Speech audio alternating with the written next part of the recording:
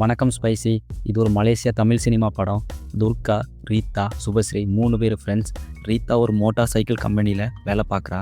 துர்கா ஒரு social media influencer. Subashree ஒரு நார்மலான ஜாபில் இருக்கா.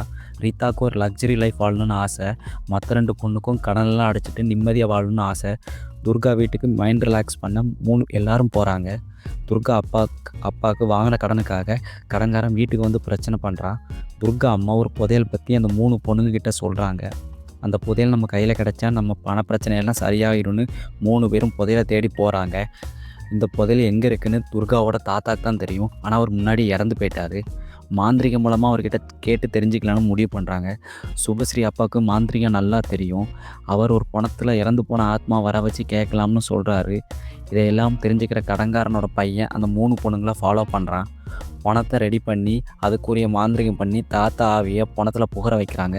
அதுக்கப்புறம் என்ன நடக்கு, புதையல் கிடச்சிதா இல்லையா, கடன்காரன் பையன் என்ன ஆனால், இது எல்லாம் தான் டியூரி மீ படத்தோட கதை. இது ஒரு ஹாரர் மூவி. இது horror comedy movie. Malaysian Tamil cinema வந்திருக்கிற படம். ஸ்டார்டிங்கில் நார்மல் ஹாரர் படமாக போகிற படம் கொஞ்ச நேரம் கழித்து காமெடி ட்ராக்கு போகுது. அங்கே காமெடி நல்லா ஒர்க் அவுட் ஆகுது. 3 பொண்ணுங்க பண்ணுற காமெடி நல்லா இருக்குது. கடன்காரன் மகன் பண்ணுற காமெடி நல்லா இருக்குது.